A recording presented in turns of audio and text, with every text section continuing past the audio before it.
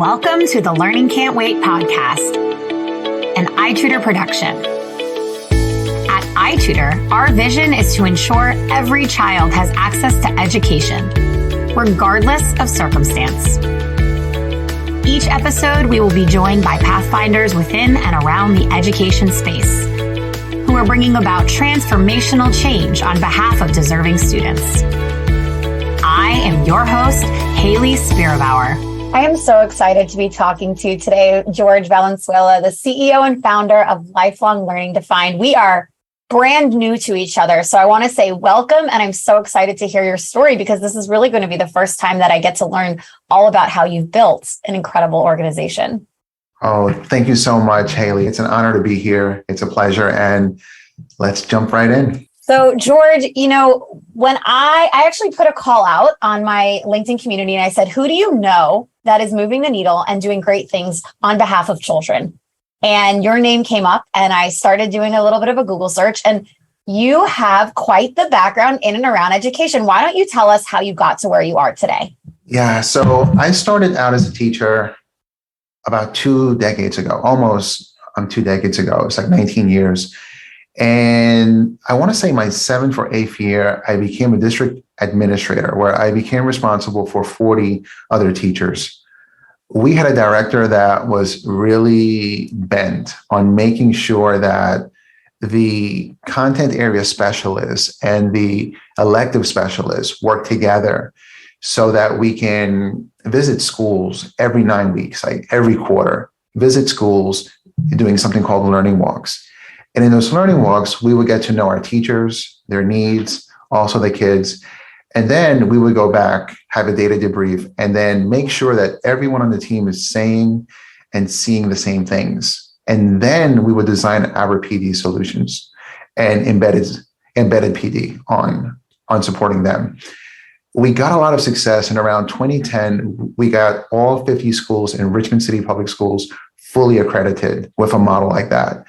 And I guess that really stuck with me. And as a specialist, I would support my teachers in their curriculum, in their trainings, equipment, materials, supplies, things like that.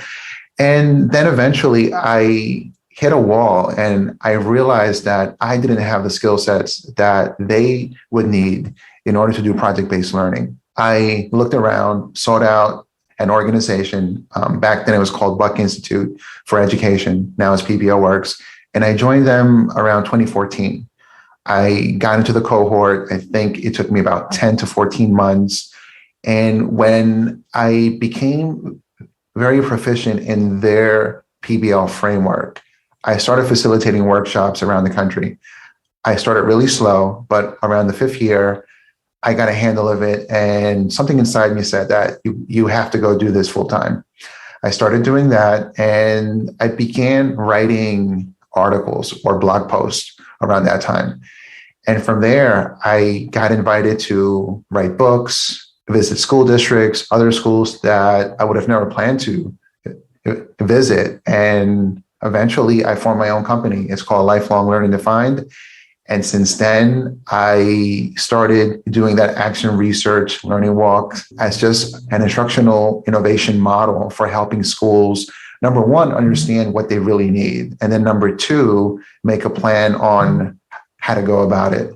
So yeah, I'm approaching my 5th year with Lifelong Learning Defined. I recently opened Instructional Innovation Partners, which is a nonprofit, and with Dr. Sheldon Akins. And my plan with that now that I've experienced success is to help other educators that want to do what I do, but may not have that big picture, to help them with my coaching and using my models and my systems so that they can develop into that business owner that is doing their own thing in an efficient, effective way that is truly helping schools. I want to first of all say congratulations, because this is hard work, as I call it, and this is hard work also. Make sure the heart and the heart are clearly defined there, but it also is work that is rooted in what is happening in classrooms.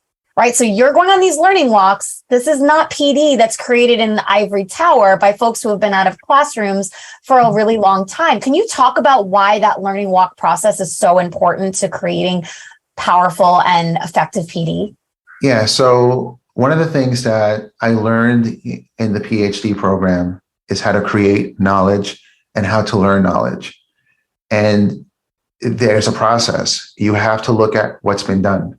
You have to, so if you're exploring a topic, whether it's PBL, SCL, tier one instruction, whatever it is, you have to look at what's been done. Most likely there's a model, a system, or a framework that's already been developed, some other researcher. But now we have to adapt it and tweak it and collect data for my specific context. And so anything that we do, right? Data is variable. What we see today may not be tomorrow. What we see in Los Angeles may not be in Virginia. So by doing learning walks, visiting teachers, hearing from them, learning from them what's needed. See, teachers are the most prominent experts of the kids. So if we're supporting teachers, then how can we have our finger on the pulse of what that teacher and that school needs if we're not visiting classrooms? I don't think we can, right? Because there's a level of differentiation required at the very basic, like the first building block level that you're doing. I would definitely think it's impossible to get a full handle. And being that we saw success back in 2010 with our schools, it's something that I just continue doing. And it's been very successful for me because it's allowed me to really co-create with my schools. Instead of me coming in and, dropping information for them, it's more where we co-create, we are learning together. We take some of what they do well, some of what I do well, and then it becomes synergy. There's no presenter, there's no book, there's no PD, there is nothing that can save your school, especially if they don't have the context of your school. So it's gotta be a collaboration. The same way a thriving classroom is a collaboration between the kids and the teachers. And so the same way with a thought partner / consultant. I have this really defined memory that you just brought out in my brain of being a teacher, receiving a PD book on how to teach reading, writing about students that were so fundamentally different than the ones I was teaching. And I thought to myself, how is it that they're possibly accounting for the cultural differences of my student, the life experience of my student, the needs, the resources that my school has available? And the answer was they weren't, and it didn't work. And now these curriculums are being disproven publicly. And I remember sitting there and having this moment of what you just said is how could it be real for a teacher if it's not real for the community? Well, I think we have to start somewhere, right? And I think we have to try things. And I think that we're a product of what we know, right? But we have to go back and understand how knowledge is created. Now, if someone isn't in a graduate program, it's going to be very difficult to understand how knowledge is created, unless if their building administrator is doing a book study based on that new thing that they're doing PD on, right? And they're looking at the research, they're looking at the practice, it's being modeled for them, they're implementing, looking at the data, not just academic achievement, but student engagement. There's a correlation there, right? You can't have them achieve if they're not engaged. And from looking at data that way, and then looking at our own impact, our own practice, then that makes it easier for us to tweak, adapt, level up, and improve, and even fail. I have failed way more times than I've succeeded, but because I failed a lot of times, I'm starting from experience every time. And I think that's an important thing to understand. And you won't understand that if you're not involved somehow in that action research process. My job as a coach, as a facilitator, is to walk them through a process like that. And a lot of them, if they have a doctorate, then they kind of realize, oh, okay. So we have a problem statement, where we are, where we want to go, how we think that we're going to get there, the behaviors and objectives that we want to see. Okay. And the learning walk it's going to provide us those, look fors and that formative assessment, or that assessment of what's actually happening, in opposed to what we want to see happen. And so that, I think, it probably should have been done that way all along. I know in some spaces it is happening that way. But yeah, across the board it's not. And you're trying to change that. Well, yeah, I would love to see it happen one day, but you just do your work and you put the right stuff out there and you hope it sticks. So let's talk a little bit about project-based learning. That's the acronym PBL for listeners who are maybe not experts in education, but are curious to learn more about what's happening in schools today. PBL stands for project-based learning. Yeah. Talk to us about why this is the pedagogy that you're insistent belongs in schools. Well, I don't think it's the only pedagogy. It's a form of experiential learning by doing, and also with reflection for metacognition. I love PBL. I think it's an amazing instructional approach. It's research-based. However, I don't think that everything should be a project or needs to be a project. I think if teachers are starting PBL and they've never done it before, I think that, number one, they need a recipe for it. They need a framework. Like if you're in your kitchen and you want to make lasagna, or you want to make a dish that you've never done before, you may have all the ingredients and all the tools, but with no framework, with no recipe, we're not going to get very far. So if we have a research-informed approach to what defines the student experience in a project, but also some general guidelines for how I should start, then I think that with time, practice, and repetition, we can get better and better. And I tell teachers all of the time that think of your project as your unit plan, not the product. A lot of times we see kids making a product, building something, doing a presentation, a performance task, and we call that the project. No, that's a product. The product or the project is the entire process. So I say start with one a semester or one every 9 weeks, and don't do it for more than 2-3 weeks at a time. But it's like anything, right? You have to know where you want to go. So if I want to be a PBL teacher, I know that I have to travel this path. If I want to be anything, if I want to accomplish anything, I just have to know where I want to go, and then take into account two major things. Number one is I know where I want to go, but not how to get there. So instead of trying to figure this out on my own, find a mentor, a coach, a resource, someone that has already accomplished what I want to accomplish. And then I want to consider my energy. If I'm inspired, if I'm motivated, if I'm feeling good, then I'm going to do the hard work that's required to achieve my goal. If not, then the energy will probably be like, well, I don't want to do this today. I'm tired. I want to watch Falls to the bottom of the list, right? Yeah, right. So it's just those two things. And I think that there's a lot of good resources out there for PBL, my work being one of them. So I encourage everyone to take a look. I have an article on Edutopia. It's called A Simple Framework to Implementing PBL. It's on Edutopia. It's my work, and it uplifts the high quality PBL framework. And of course, there's other organizations out there as well. I want to talk about your most recently published book, the environmental science book. I'm assuming that's the most recent publication you have of books. Is that correct? I have one in the pipeline that... I knew that was going to be the answer. That's why I'm asking. No. So Solution Tree is publishing my new book. It's on SEL, social emotional learning, which was also discovered through action research. That'll be out in October or November. But the environmental science book, it's a special book. It fell into my lap. One of the editors at ISTE was like, George, I have a brother. He's an environmental science teacher. This is such an important topic. What do you think about it? And I looked at it and said, man, I have a lot on my plate, but this is something that I know it's important and I can look back one day and be very proud of. I reached out to this amazing guy I know. His name is James Fester, and he's an expert in all things parks and nature and the environment. And we sat together and we agreed to write the book in 3 parts.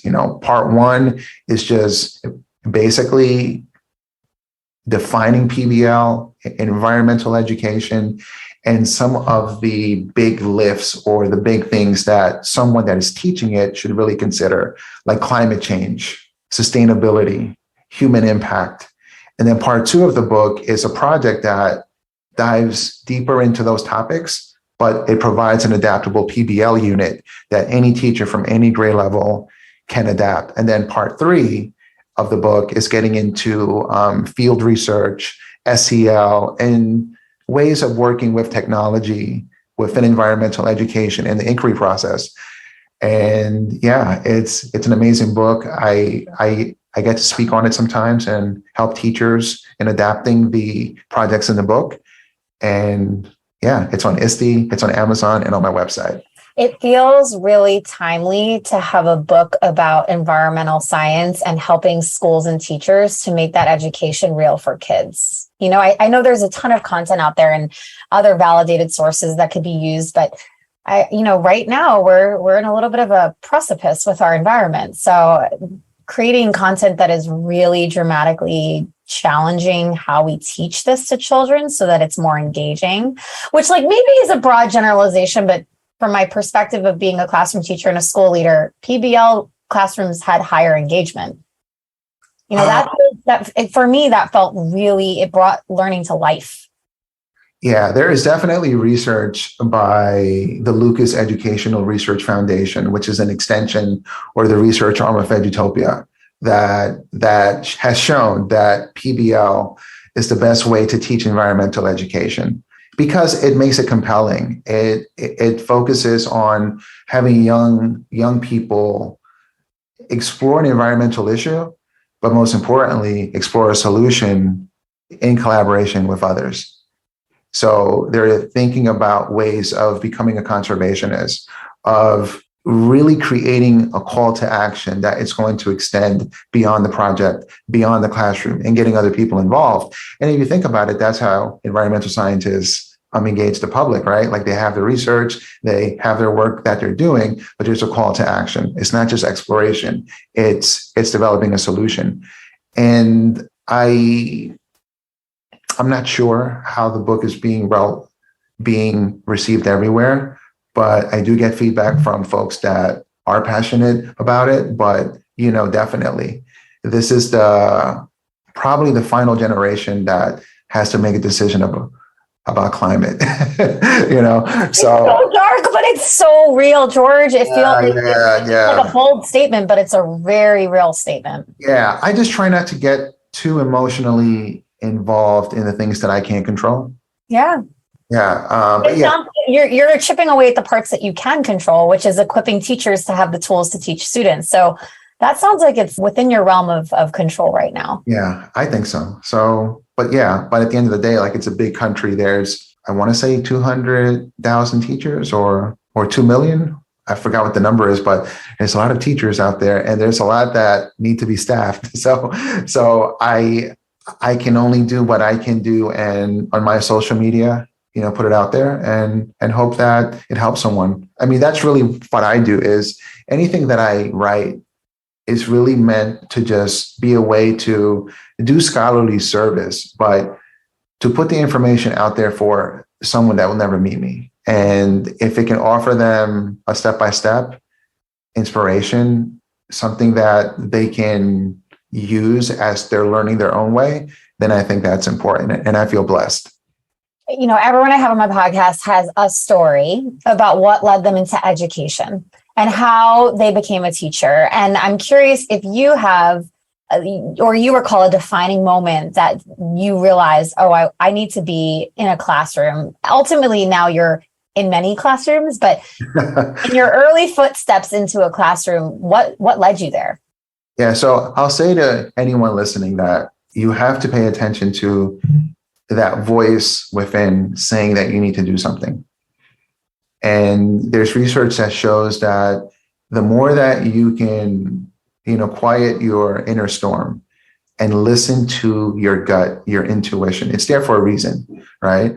And I can't validate this, but it's been my experience that you have to listen to what is coming up over and over again, and then, doing it. And if you don't know how to do it yet, just find a person, entity, resource, book, whoever that has already done it, and then just follow those steps. But you have to tweak those steps as you go along. Well, anyway, my major was computer science, STEM, and I never thought of becoming a teacher. Now, I was told a couple of times that I should consider it, but it was never something that was inside of me, I would say, that I saw for myself. I had an auntie who passed away now about 5 years ago, and she was a teacher. And she told me one day after I graduated and I had a job lined up and everything that I think you'd make a great teacher. And I didn't see that for myself at the time, but she made a really great offer. I think it was $36.50 an hour for 5 hours a day for 4 days. And if you add that up, that's like $700 a week for 4 or 5 weeks. So I said, man, that's a great deal. That's a lot of money. So I'm going to try that out. And after 5 weeks, I'll go back and follow my intended career path. Well, inside of me, I always had like a chip on my shoulder, feeling that I wish that my parents would have been better parents and better friends as I got older. And I never told anyone that, but that's just something that I felt. When I got into the classroom, I met 25 kids that I realized that some were marginalized in a way that I hadn't been. And I've always been the type to want to help people. And they changed the entire trajectory, not just of my career, but also my life. And I got that inner voice in me saying that this is what you need to do. As I learned to trust that voice and trust my expertise and become more confident, not just as a teacher, but as a person, as a man, my voice has changed and said, you need to help teachers. You need to help politicians understand this. You need to help superintendents. And, I know how to learn. I know how to create knowledge. I know the process, the action research process. So it's all about really convincing another person, whether it's a team, superintendent, a teacher, a student, to allow you to work with them and learn that together. I appreciate your vulnerability in sharing that story. I know sometimes when I bring people back to their childhoods and I'm asking them to share what brought them to education, in some cases it's, incredibly heartwarming, and other times it's more challenging, but it's cool because I think, right now we have a teacher shortage. You named it a few minutes ago. We have schools open already that have vacancies in the hundreds. And so we need teachers. Teachers are a vital part of our society. And so if others who are listening are not yet teachers, but feel called to listen to their voice, inspired by your journey, I think that's amazing. So I appreciate you sharing that. Oh, it's my pleasure. So what's next? Like, what's the grand vision for you and for lifelong learning defined? Where do we see you in 10 years? How is the organization changing? Like, what gets you most excited about the future? Yeah, so I'm just excited about the right now. I'm very confident in what the future holds, because we have a process. We have a way that we want to get there. Now, we don't know how we're going to get there, but think of what Wayne Gretzky said. I'm a great hockey player because I skate to where the puck is going to be. So if you do your work, you do the work. And Michael Jordan said this. He said, you don't try to chase rewards and prestige. You do the work, and then all that's bestowed upon you later on, right?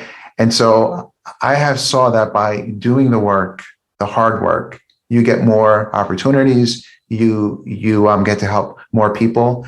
So I don't know exactly, I know the system I have, right? Instructional coaching, the model, action research, I'm writing books, articles, doing really meaningful and really compelling PD, and now showing other people how to do this. So I think that by the age of 55, and this is my goal, I'm saying it right now, I'll stop writing, I'll stop facilitating workshops and focus more on helping young consultants, young teaching coaches, instructional coaches on doing what I've done, but in their space, in the way that they want to. So whether that improves a school, whether that improves a business model or plan or whatever, that's fine. But I think that's my way of giving back, because I learned it the hard way, right? But I've had a lot of success. Well, I've had a lot of helping hands, but I've done it the hard way. A lot of it was learning on my own, having to figure things out. I'm still figuring things out. Like I can't say that I figured everything out, like branding, marketing, social media. Like I don't have all those things down packed, right? Not as down packed as my client list. But what I will say is that our purpose should always be to help other people, and we should exploit our uniqueness and the thing that we can help other people solve in the service of other people. So this is what I know how to do. So I think that that's what my future holds, is to one day just do this, but to show other people. Never stop teaching, right? Once you're a teacher, you're always a teacher. You could take a person out of the classroom, but you can't take the classroom out of the person. I hear that a lot.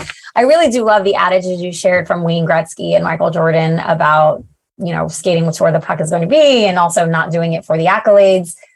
And yet, it's important to recognize talent. You've amassed quite a set of literature and resources to help teachers. And I think that's worth celebrating. This entire podcast exists to celebrate people who are doing the work and the hard work, as you named. So grateful for what you've built and excited to follow what comes next. Oh, thank you so much. Yeah, I had a person that reached out and she did a great article. It got a lot of great feedback. And she was so excited. And I said, well, that's great. And it's a wonderful piece and it's going to help a lot of people. But can you do it again, and again? That's the thing, right? Like I was inspired by Drake. Drake is a rapper, but I'm a fan of anyone that's excelling at what they do at a high level. And I learn from their stories and look for the parallels in our journeys and see what I can glean so that I can learn how to do things better. And obviously, Michael Jordan is a person that I've been, studying for a long time. But, Drake said that when he became Artist of the Decade, and if you look at the numbers, like his achievements, he's not the biggest rapper. He's the biggest artist in music, period, ever. And one of the things that he says is that his first single, it was a good one. He said it was a cute one or whatever.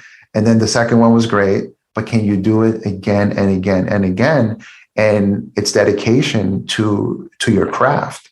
It's dedication to what your purpose is and how you want to help other people, and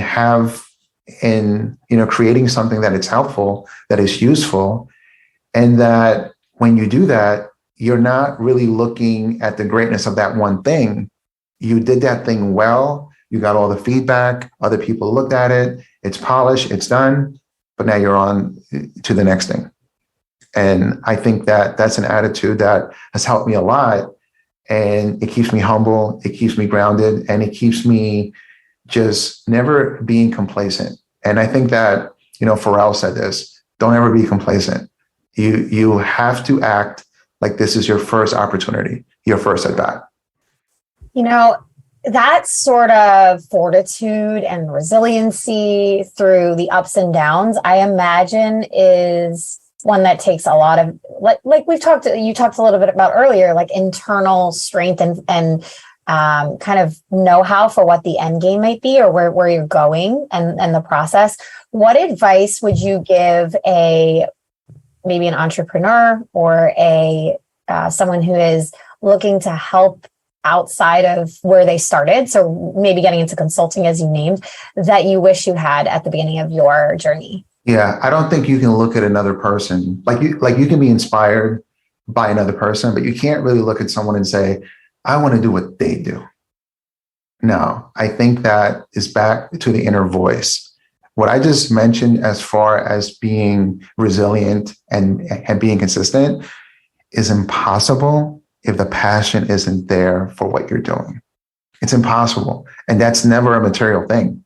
Steve Jobs said something along the lines, by the age of 25, I made $1 million. By the age of 26, I made 10. By the age of 27, I made 100. I would have did it all for free. And I think that when you follow what your passion is, then you're able to put in the hard work. And if you're not able to put in the hard work, then maybe that's not your passion.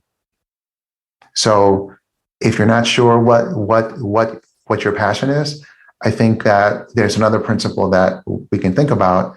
You are uniquely and powerfully positioned to help the person that you used to be.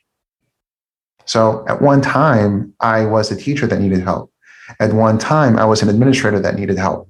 At one time, I didn't know how to be a good husband, how to be a good father, all those things.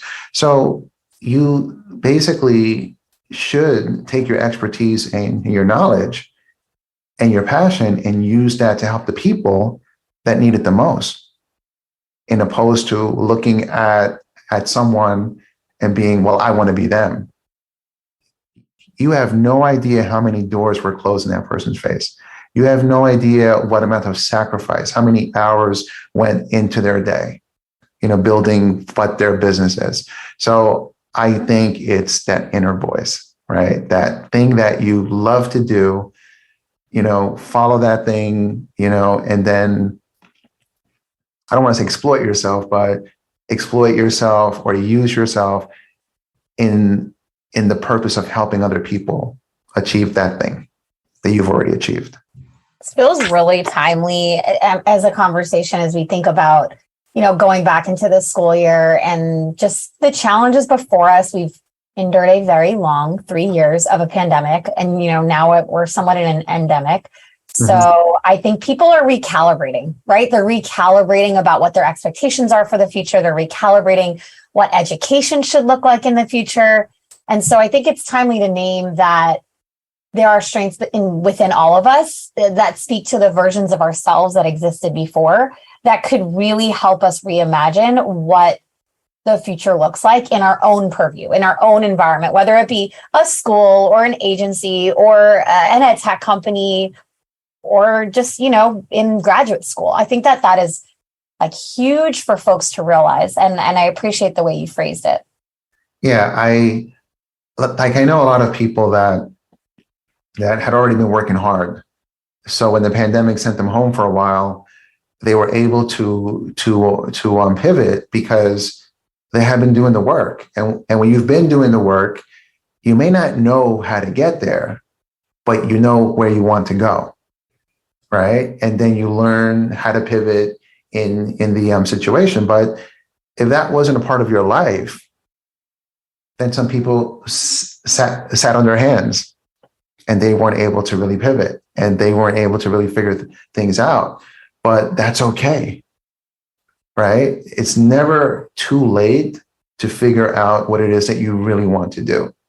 And I think that it's not just about being an entrepreneur, being a great teacher. It's just about working on yourself as a person. And if you do that, right, in tandem with your professional life, like your personal and your professional, then I think you've got it made. And we've lived a life that is worth talking about. That's why it's called lifelong learning defined. I figured out for myself, I want to say, around 2014, 15, what my personal and what my professional goals were and what my journey was. So I called it a company, like I named the company what I would hope that I can now do for other educators and other people. And I don't know what that will look like, but I know what the framework and the model looks like, right? And that's all you really need, I think. So you have another book coming out this fall about social emotional learning. If folks want to read your content upcoming, I know you mentioned a piece on Edutopia, there's quite a few pieces on Edutopia they could check out.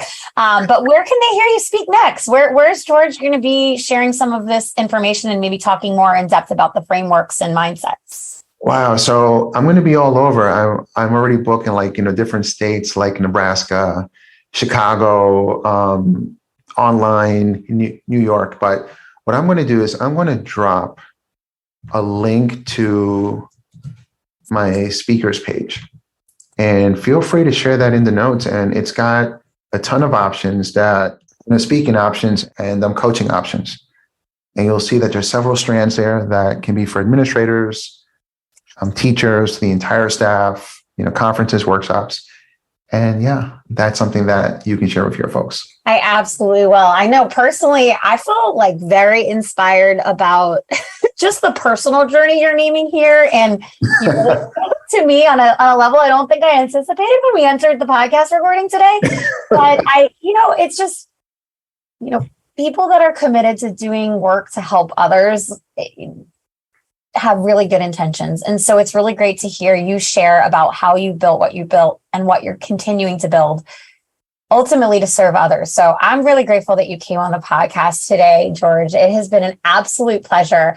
As I mentioned, really transformative internally for me, as much as I'm sure it is for the listeners today. Well, I appreciate that. To all the listeners, thank you for taking your time to hear this podcast. And I hope it becomes your most listened to podcast, up to date. And I hope your next one, with whoever that is, becomes even more listened to than this one. Appreciate that. I don't know if the listens and downloads will be just for me playing it back or for my, whoever else is listening, but I'm definitely going to be a repeat listener on this episode. Thank you again, George, so much for joining. It's been a pleasure having you on. Thanks for listening to the Learning Can't Wait podcast. If you liked what you heard, please rate, review, and share this episode. Be the first to know when we have a new episode by subscribing wherever you listen to podcasts. If you'd like to be a guest on the show or have a suggestion for an episode, email us at podcast@itutor.com. This episode has been brought to you by itutor.com, your online solution for sourcing highly qualified educators. Join districts all around the nation that use iTutor to connect with thousands of licensed educators who fulfill both core and supplemental instructional needs. Choose itutor.com. Online education when learning can't wait. Now back to this episode.